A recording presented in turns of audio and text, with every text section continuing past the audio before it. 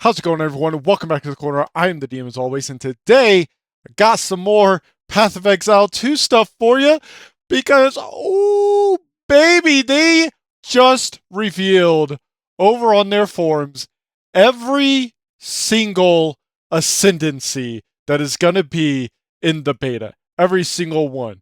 For every class, this is now. I'll admit, okay. I've already looked through these two, Blood Mage and Infernalist, because I intend on going witch pet build.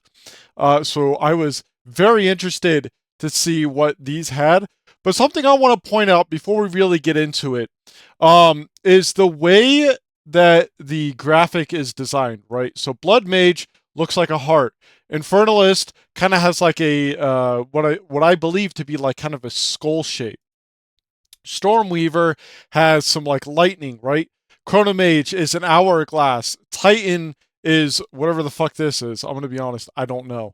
Warbringer, Deadeye, Pathfinder, right? Like all of these have like a specific kind of theme to how they're shaped. So I just wanted to go over that. So this one is the first one, the Blood Mage. We're gonna look at Witch first because Witch is what I'm going for sure. And then I just kind of pulled them up in the order that they were shown. So over here we have the very first one. They even have these like listed out to show you exactly where they are. I'm probably going to get this one, open source, and then go down here to 8, and I'll talk about that in a moment. So we have the first one, which is the very first one you'll get, is life remnants, which is every time you kill something or critically hit, you get life remnants that spawn, and they grant you life. They heal you, and it can overheal you. I don't know if this has a cap. It doesn't say it does, so I don't think it does. And the amount of life you gain is based off of the mana cost of the skill that procced it, right? So down here, spell damage gives life leech, which is pretty huge. Curses have infinite durations. Now, this is something I have on my current witch build because having your curses just last forever is insane. And if you can get the ability to have your curses spread when a monster is like killed or something, which you can do in Path of Exile 1, this is going to be absolutely massive, right? So then we have Blood Barbs, which gives you extra physical damage as well as bleeding magnitude, which is just how quickly you build up bleed on something. Critical damage bonus, which is important because if you go over here to Sunder the Flesh, your skills or your spells have get a chance to crit, which is huge. Then down here, I think this is one that everyone is going to be getting. Grasping Wounds, which staggers a quarter of all the damage you take over 4 seconds. That's going to be massive. And then the reason I'm going down this side is because this right here, energy shield you gain from equipped body armor is gained as extra max life. Now, I don't know if this is in addition to it or if it just like removes the body armor, it just turns it into max life. I think it's an addition. And if that's true, you are going to be so insanely tanky with Sanguimancy, with going with the Blood Mage, right? But they give you a reason to also go Infernalist, which I want to talk about. Now, this is pulled out a little bit more. So if we look over here, right, Altered Flesh, cold and lightning damage, 20% of it, 1/5 of it is taken as fire, and 20% of physical is taken as chaos, right? So then over here, we have reserve 25% of your max life to gain 1 maximum mana per 6 mana, per 6 max life, which is going to be pretty big. But the reason why I'm looking at it is because of this. Baydot's Will. Reserve 25% of max life, or 20% of your life, and gain 1 max spirit per 25 max life. Now, the reason I might be going this is because to have minions automatically get summoned, it requires you to reserve spirit, which means the more spirit you have, the more minions you can have auto summon. So it's like, oh my god, I want to get all of the maximum life because I want to get all of the maximum spirit so I can have all of the minions. Yes, this is huge. Now over here, Baydot's hand, you get maximum energy shield for every 8 maximum life, right? That's pretty good. This is also how you gain your demon form, which is pretty huge. Shapeshift into a demon, vastly boosting the power of your spells. You gain Demon Flame every second. We'll talk about Demon Flame in a second. You remain in demon form, causing your life to be lost at an ever-increasing rate. Revert to human form if you reach 1 life. Use a skill that isn't a spell, or reactivate this skill. That's when you revert, is if you use a skill that isn't a spell or you reactivate demon form, right? Over here you get maximum demon flame, so that's right down here, right? If you go down to this, you get your demon form, then your demon flame. These first 3 are 1, 2, 3, 4. Right? So this, you have to take the altered flesh in order to get the other ones. I would probably just go for 3. I don't necessarily care about the... Well, I might get 4 as well, because that gives you energy shield. It gives you some more durability, right? And energy shield acts as like a buffer for your life. Other than chaos damage, which bypasses your energy shield. So you have to be kind of cautious about that. And then down here at 7, right? And 8 and 9. Max mana is replaced by max infernal flame. Gain infernal flame instead of spending mana on skill costs. And then if you reach maximum, you take 50% of your life and energy shield as fire damage. Or sorry, not 15%. Where did I get 15% from? I don't know, but you take you take damage to your life energy shield if it reaches maximum, and you immediately lose all of them upon reaching maximum, and 10% of the infernal flame lost per second if none was gained in the past 2 seconds. Then down here, these two synergize really well together because this is while not on low life, and this is while on high. All damage you from you and allies in your presence contributes to Ignite chance, which is pretty huge and combos really well with this right down here. And then while on high, you and allies in your presence gain 20% of damage as fire damage. So these two combo really well together, synergize really well together. But in order to get this one, you have to get Pyromantic Pact, right? So it's going to be like this juggling act of trying to stay really high on your Infernal Flame while not hitting the max, because you want to try and avoid taking that burst of damage, right? And then over here at 10 and 11, you get to summon an Infernal Hound, which I'm going to beeline for this immediately, because 20% of the damage from hits taken that you take is taken from your Hellhound's life before yours. So this is basically like you reduce all damage by 20% while your Hellhound is summoned. Massive. There's something for having your specters take damage for you in PoE 1, and I wonder if that's still present in PoE 2. If it is, you combine that with this, and you just remove a ton of damage from yourself as long as they're summoned. And with specters, even more so, because you can have multiple summoned, right? And I wonder if there's a way to summon more than one Infernal Hellhound. And then down here, you become ignited when you deal a critical hit. This is where it is. Then you take 15% of your life energy shield as fire damage, which you would be able to reduce with fire resistance, of course. And then as a bonus, you gain 30% of critical damage, or 30% more critical damage bonus, right? So sort of encouraging you to build, if you want to go with this, encouraging you to build that critical hit chance But also, you know, that high risk, high reward. It's like if you're doing a lot of critical hits, you don't necessarily want to always be critting because of this right here. Let me pull up Epic Pin real quick so I can just highlight. I know most of you can already see it, but I want to just do this. So you don't want 100% because of this right here, right? Where you are taking damage from the crits, right? But you are still incentivized to get some crit, at least like probably up to 50%, in order to make use of this right here, which is 30% more critical damage, basically. So now over here we have Stormweaver. This is for the Sorceress. So let's see. Over here we have exposure you inflict lowers affected resistances by an additional 20%. I think by base it's like 10%, 15%, I believe. So this would increase it like 30, 35%, pretty huge.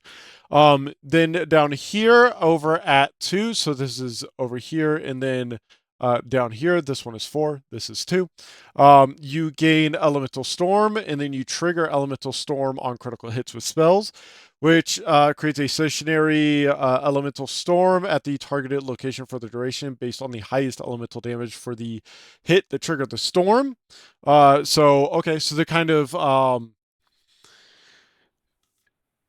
giving you more damage for whatever element that you're trying to go for. Elemental Storm has a 150% more cooldown recovery rate, so it comes off cooldown faster. That's what this means. Kind of weird how it says it, but that's what that means. Over here at 4, targets can be affected by 2 of your chills at the same time, and your chills reduce action speed by up to 35%. And then you gain a quarter less magnitude on chill. So magnitude is like how quickly it builds up, right? So that is down here for the Rain Dancer, and then Heavy Snows. All damage from hits contributes to chill magnitude. So this kind of counteracts the Heavy Snows negative. So you would definitely want to get that if you're going a like chill build. And then for 6, you can have it for shock duration, and then all of them contribute to shock. 9 is 1% increase effect of Arcane Surge on you per 15 maximum mana. I forget exactly what Arcane Surge does. I don't really use it ever. But that is right down here, and that is after this Arcane Surge. I'll write down here. So you have 10% more cast speed and 20% more mana regen, and that is increased by 1% for each 15 points of max mana. That's actually huge. That encourages a very fast play style. Hit a lot, hit very often, cast a whole bunch of spells all at once, and then 40% of elemental damage taken recouped as energy shield. That is actually kind of dope because it doesn't reduce the damage you take outright like Infernalist or Blood Mage. However, it does make it so that about almost half of the elemental damage you do take, you just get back as energy shield after you've taken it. At least I assume that's how that works. That encourages very, very, very high energy shield amounts. Okay, I can see this. So this doesn't really incentivize like fire damage, or maybe not fire damage, but ignite chance. But it does encourage chill or shock chance, or depending on so let's see, there are 5, so I think you're going to get like upwards of 10 points, so you could theoretically do a like chill and shock build. No, 1, 2, 3, 4. No, you would be able to, but then you would only be able to get 2 others. So like maybe exposure or the Heart of the Storm, right? I would probably go exposure, right? So let's see. Here we have Chronomancer. So let's see. Skills have a 33% chance to just not consume a cooldown. That is massive, and that is massive because of 2, 3, and 4, which is Time Snap, Freeze, and Temporal Rift, all of which have a cooldown, and you just have a 33% chance for them to just not have a cooldown. This is massive because Time Snap allows you to just reset cooldowns. Time Freeze freezes everything in a huge ass radius. With the duration being lowered for more enemies, but that's fine because if it doesn't go on cooldown, you can time freeze, unleash all your spells. Oh, look, they're already like 2 seconds later out. Well, you just immediately time freeze. And then if it does go on cooldown, you just time snap into a time freeze. That is so fucking cool. Holy shit. That also, it plays into like a defensive play style similar to all the other ones. It sort of lends itself to having defensive options because you can time freeze, and let's say time freeze goes on cooldown, right? And then they come out of the time freeze and it's not off cooldown yet. You can time snap to try and get out of like a bad situation, right? Or you can time freeze, teleport out with like a blink or something, time snap, time freeze to get some more distance, right? Very, very cool. Temporal Rift. This is the one where it's like the Tracer recall if you've played Overwatch, where you hit it, you go backwards in time, reset your health and mana. Time freeze, time snap to reset the cooldowns. Oh my god, unleash all of your spells, hit Temporal Rift again to get all that mana back, hit time freeze again to wait for time snap to come off cold. Oh my god, dude, you can bam, bam, bam, bam, bam, bam, bam. Oh my god, this is so cool. Every 12 seconds, gain 50% more cast speed for 4 seconds. Massive. Enemies in your presence are slowed. That's huge. If you combine this right here with them being slowed over with Blood Mage with infinite duration on curses to give even more slow on like their action speed and shit. Oh my god, that's huge. 30% damage recouped as life. This encourages a lot of like huge life builds. Not necessarily having a lot of energy shield, but just having an enormous amount of life. And then recoup effects occur over 4 seconds. So I don't know exactly how recoup works off the top of my head. I'd have to look it up. But this makes it recur over 4 seconds. I assume this reduces the duration that it takes, or the length of time that it takes. But that's huge. So let's see. Out of these two, which would I go? Me personally, I'd probably go Chronomancer because you can fucking time freeze, temporal rift, time snap to reset the cooldowns, unleash all of your fucking spells, temporal rift, time freeze again, unleash all your spells. Oh my god, just bam, bam, bam, bam, bam, bam, bam. Oh, defensive layers while also offensive layers at the same time. Jazz, look, man, I know you say mages are pussies. I know you say it, but what you think? I gotta know. What you think of these, dude? There's like, brother man, these are some pretty fucking cool ass abilities. These are pretty fucking hype. Now, Jazz has already confirmed he's going warrior. So let's see how badass warriors actually are, right? So right off the bat, 50% more armor, boom, got some more physical damage reduction, right? Just right out the gate, very first thing, right? That's pretty fucking dope. 20% chance for slam skills you use to cause aftershocks. Let's see, aftershocks are bursts of area damage that occur after the initial impact. If not otherwise specified, the aftershock will occur or will deal the same damage as the initial impact in the same area. Bro. Smack down an earthquake. It critically hits for, I don't know, 20,000 damage. Aftershock procs hits again for 20,000 damage. Now, I wonder if Aftershock can crit. Beautiful. Ancestral empowerment. Each second slam you use yourself is ancestrally boosted, which is a 20% more damage in area of effect. Earthquake, earthquake, boom, boom. Bro, that is mwah, mwah, mwah, mwah, mwah. Delicious, right? Colossal capacity. Carry a chest which adds inventory slots. Hey, you don't like going back to town? You hate getting overburdened because you just pick everything up? Bam! Here you go, colossal capacity. Suddenly, you got 20 more inventory slots. That is massive. Massive. Hulking form, all of your small passive skills, bam, 50% better. 50% better. Oh my god, that is huge. So let's see. Your hits are crushing blows. What is a crushing blow? Causes a heavy slam on enemies that are primed for stun. What is a heavy slam? It's right down here. Hitting an enemy builds up towards a heavy stun based on the damage dealt. Different enemies have different stun thresholds. So while they are heavily stunned, they can't act and they are immobilized. So if all of them are heavy stuns, or if all of them are crushing blows, that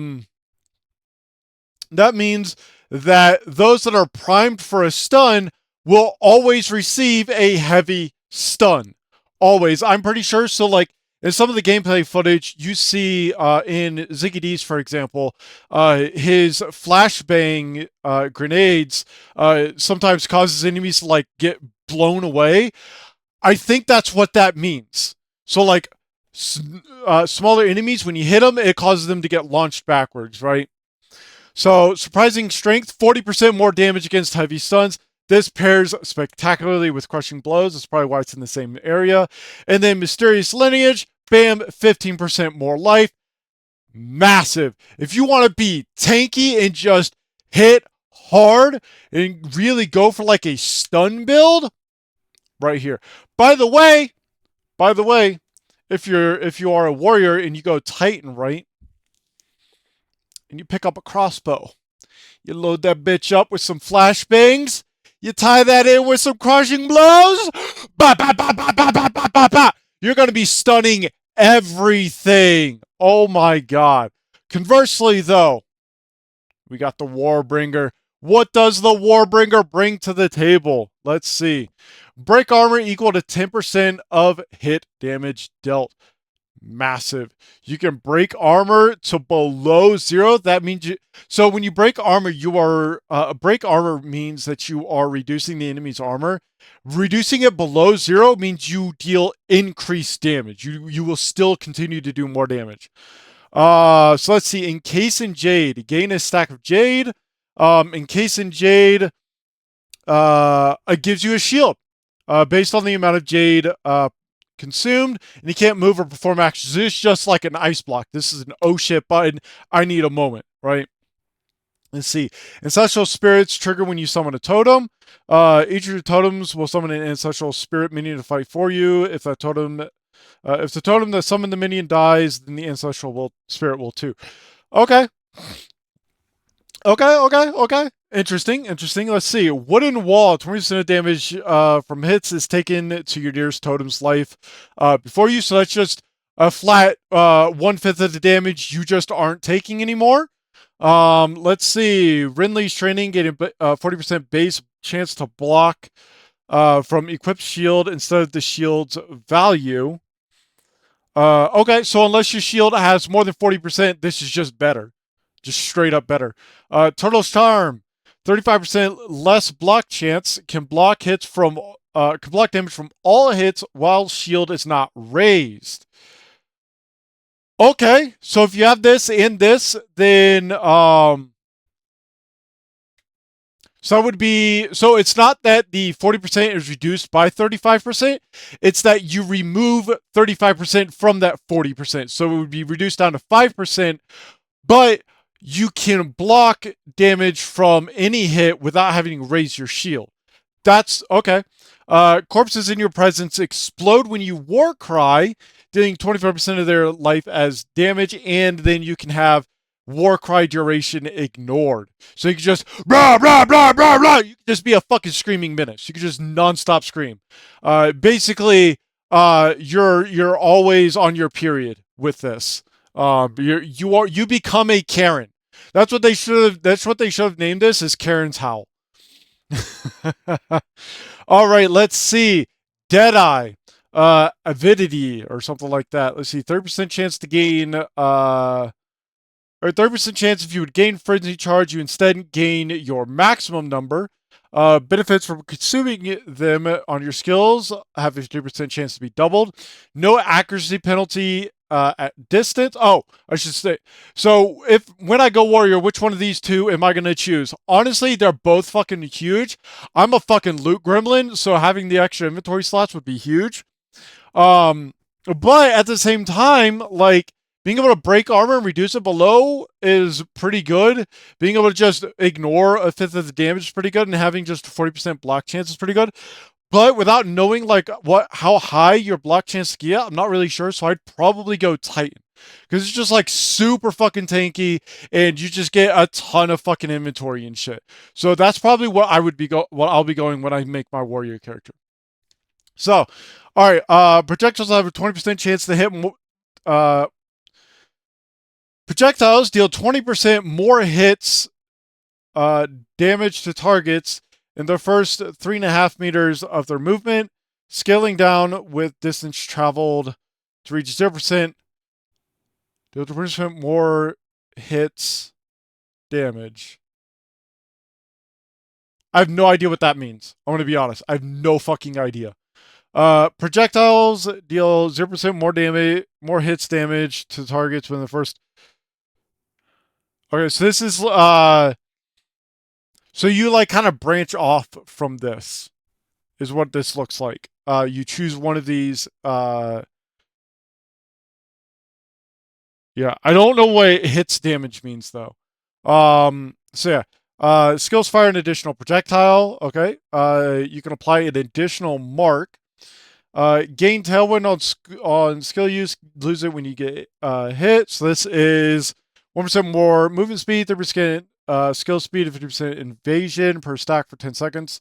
Refreshing when you gain another stack up to 10. So that would be 150% increased evasion, 30% skill speed, and 10% movement speed. And 3% less damage taken per tailwind, so up to 30% less damage. But you lose all tailwind when you're hit, so you would have to regain that. Okay, this is pretty good. I like this. Pathfinder, let's see, 50% more flash charges gained. Life flask effects are not removed when unreserved life is filled. Life effects do not, or life flasks do not queue. So, what this means is, so let's say you have a flask that heals 1,000 HP, and you're only missing 300. This would mean that the 700 extra life is not just lost when you use it, but not being able to queue it. Let's say you tap your life flask twice. Normally that would heal up to 2,000, right? But with this, it would just refresh the duration. So let's say you've already used that 300, or let's say you've already used 700 of the 1,000. Hitting it again would just increase it by 700 up to 1,000, and you would basically lose that other 300, right? But again, you don't lose it when it hits that cap, right? Contagious contamination. The most damaging poison on the enemies you kill is spread to other enemies within 1.5 meters. That's pretty fucking good. Double the number of poisons you can inflict on an enemy with 35% less duration. So that's just so that way, if you apply 2 poisons, one does 500, one does 600. It will. The 600 damage one is the one that ticks, and is the one that will spread with the contagious contamination. See right over here. And then you have all of these from Brew Concoction. What do these do? Let's see. Poisonous Concoction. Consume charges from your mana flask, throw a bottle, explodes, dealing unarmed chaos attack damage. Has more effect. This one is for lightning, cold, fire, and physical. Okay, so you just kind of choosing which kind of poison you want to use. I think that's pretty cool. Let's see, gain 5 passive skill points. That's pretty dope. 30% less movement speed, and your speed is unaffected by slows. Oh, this is pretty good. That means like chill effects don't really affect you with Relentless Pursuit. Which one would I use? Well, I like being able to use my flasks. Um,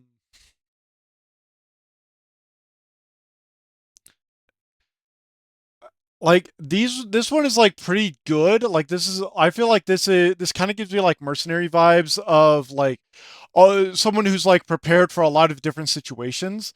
I'm probably gonna go Deadeye with this one. I'm not gonna lie. Uh, So, all right, now we're on to mercenary. This is probably going to be my second character I make. The witch being my first, this one being my second. So let's see, witch hunter. 20 passive skill points become weapon set skill points. So weapon set skill points are skill points that you can use to like kind of customize your different weapon skill sets. Um, I think you could still use them for one weapon set. So you could just have like 20 additional weapon skill points. I think. I could be wrong about that, and I'm like 90% sure that I am wrong about that. I'm not sure. Pitiless Killer, Calling Strike. So Calling Strike, you just automatically kill normal enemies at 30%, magic at 20, and rare at 10 and unique at 5. Oh, let's see. These thresholds are checked before the damage of the hit is applied. So basically, what this means is that all normal enemies have 30% less life. Magic enemies have 20%. Rare have 10%, and unique have 5% less life. Just full stop. That is massive. That is insane. Yo, I'm just gonna say, Gimling Legionnaire, you're gonna have to do something massive to get me to not do Witch Hunter, because that right there, Pitiless Killer, just makes me immediately want to go with it. Let's see. Gain Decimating Strike. Hits against full enemies, removes between 5 and 30% before the damage is applied. So that means immediately all enemies have between 5 and 30% less life immediately. So this is massive for solo play, or if you are in a party of nothing but witch hunters. Because if you have a witch hunter that has judge, jury, and executioner, you want them to be the first one to hit them in order to get this, because they have to be at full life in order to get that. That's pretty insane. Enemies have maximum concentration equal to 40% of their max life. Break concentration on a hit equal to 100% of the damage dealt. Enemies gain 10% concentration for every second they haven't lost concentration in the past 5 seconds. What is concentration? Less cooldown recovery. That means their cooldowns take longer to come back. The lower their concentration, scaling down to 50% less when it's at 0%. Okay. Interesting. So, okay. Yeah, this just kind of reinforces that you just want like a lot of witch hunters. Like you want just a full stack of witch hunters with witch bait. Oh my god. Imagine getting this one and then immediately going here. What is this? Deal 30% more damage based on missing concentration. Yo, that's insane. Okay, let's see. Obsessive Rituals gains sorcery ward. You have 50% less armor and evasion. This takes elemental damage until you are depleted, and then it recharges instantly to its full value a short time after you stop taking damage or is fully depleted. Okay. That's it's pretty good. That's pretty good. Um. All right. Let's see. 50% increased effective sorcery reward and recovers 50% faster.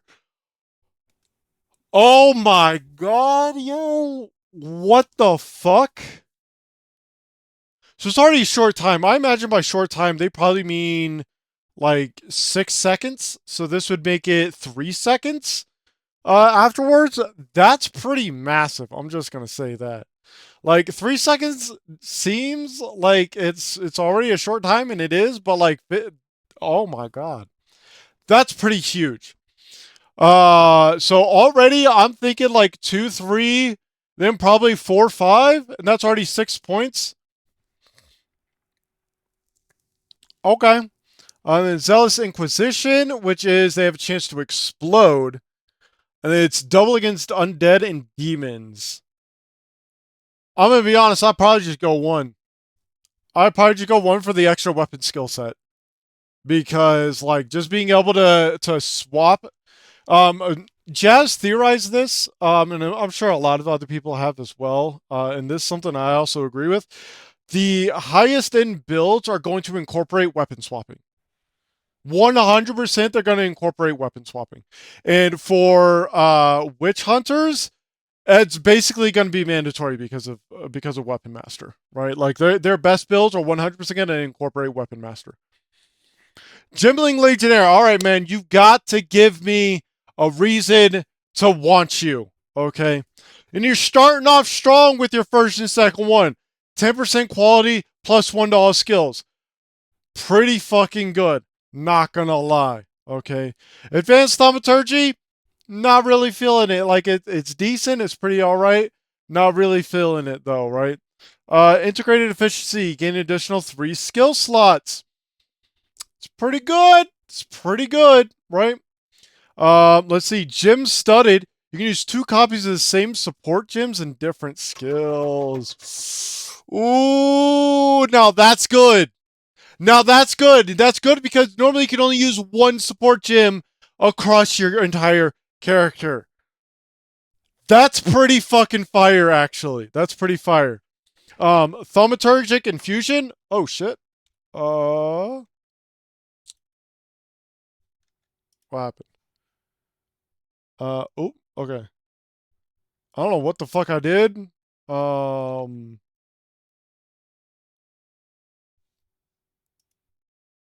I so okay? Sorry. My mouse fell and hit something, and my entire screen fucked up. So let's see. Thaumaturgic Infusion, maximum resistance. This is pretty good because these are support gems. You have 10 skills. Each one can hold, I think, 5 support gems, which is 50. So you could have like upwards of like 10, 11% increased maximum, which for all of them at the same time. So you can have all of your elemental resistances go up to like 85%. Or you can go hardcore focus and get 2 of them up to 100% and just become immune. Yo, Gimling Legionnaire, you make a strong argument for your. The thing I like about all these so far is they've all had options to just massively reduce damage that you take. Adaptive capabilities, attribute requirements for gems is satisfied by whatever your highest attribute is. Yo, making a strong case against Witch Hunter. I'm not gonna lie. This is very powerful. And then inherent bonuses from intelligence, strength, and dexterity are doubled.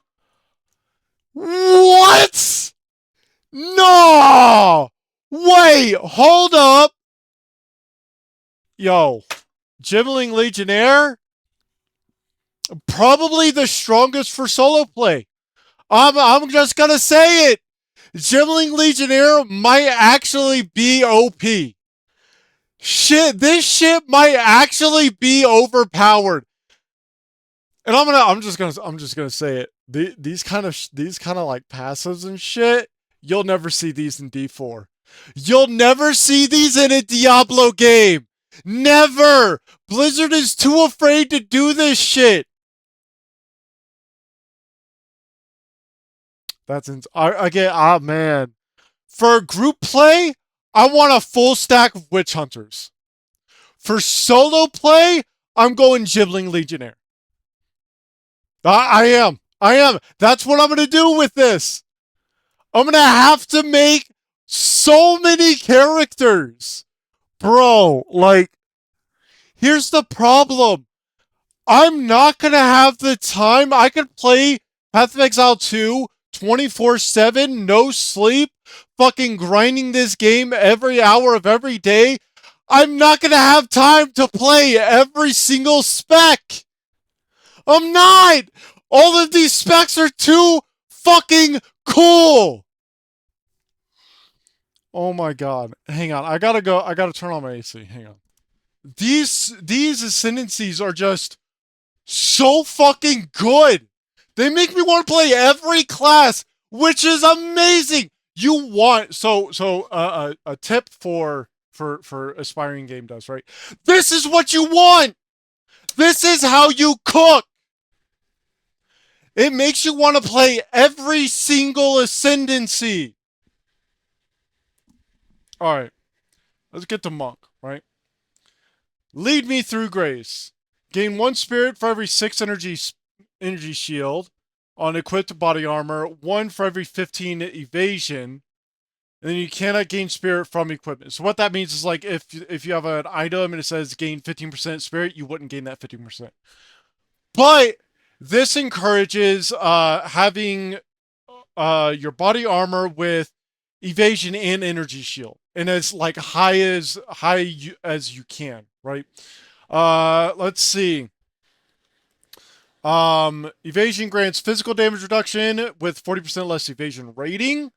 So it does kind of go against Lead Me Through Grace, but it backs it up by giving you physical damage reduction. Okay.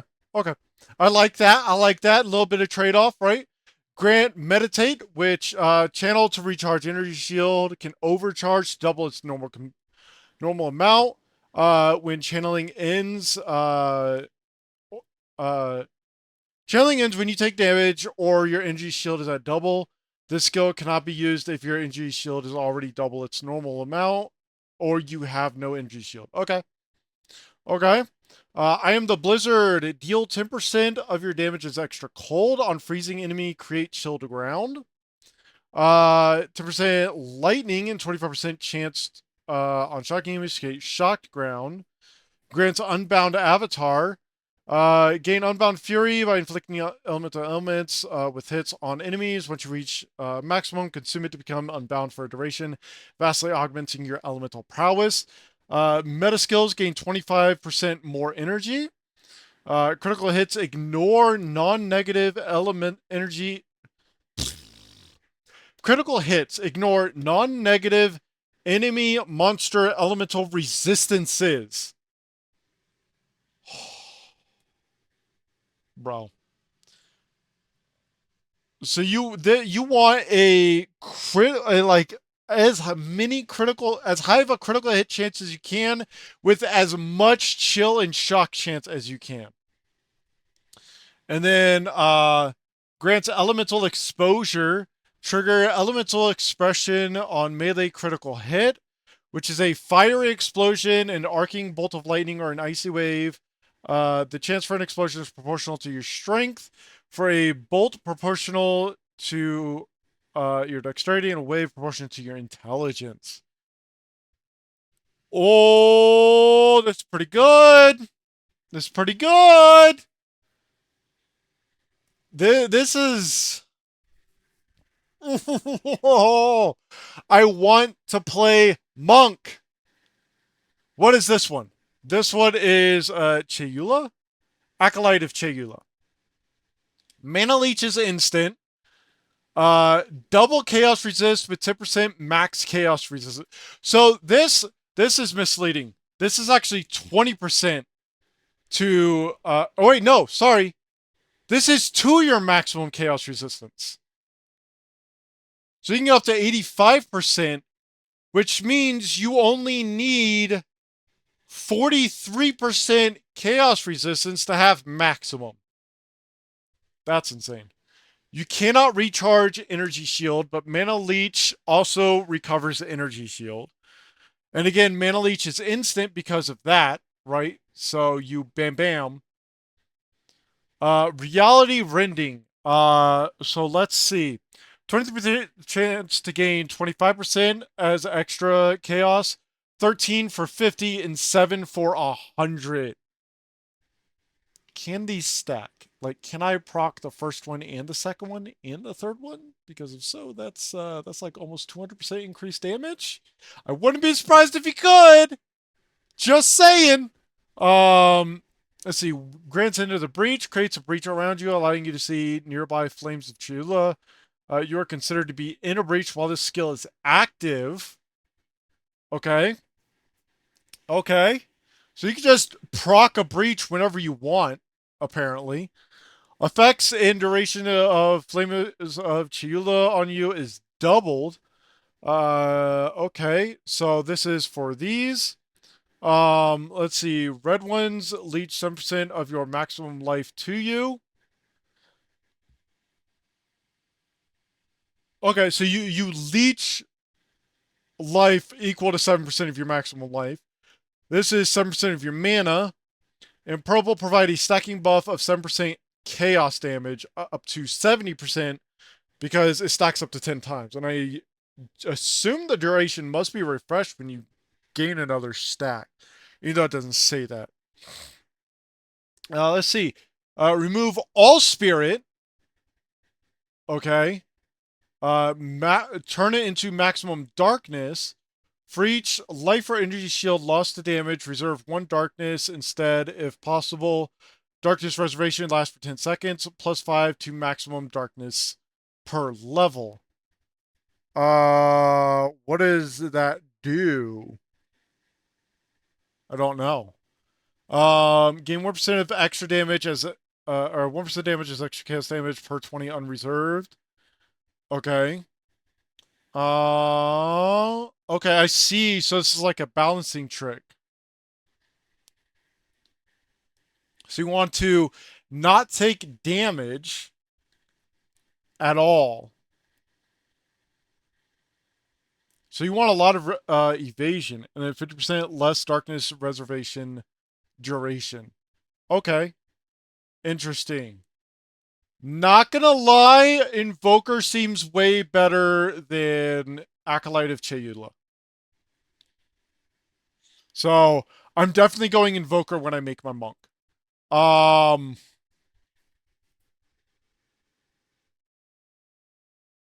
my god.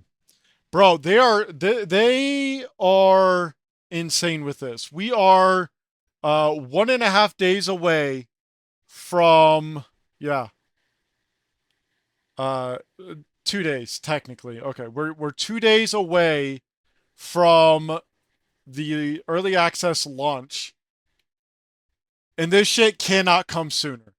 This shit cannot come sooner. It cannot come sooner. I am so fucking hype. I'm probably going Infernalist. That's probably because I'm going to be playing with Jazz. Jazz, I'm going Witch, I'm going Minion, and I'm going Infernalist. Okay? We are going to have all of the minions. We're going to have every single one. I'm going to be a demon. You're going to be... I'm gonna call it. He's probably going Titan. Jazz, if I'm wrong, tell me down in the comments. Let me know why. But I'm predicting he's going Titan. That's my prediction. That's all I have for this video. Thank you all for coming to my corner. Thank you all for coming and hanging out. If you liked the video, hit like, hit subscribe. If you didn't like the video, hit dislike. Leave a comment. Let me know why you disliked it. And also, let me know which Ascendancy you're going and why you're going it. I will see you all next time.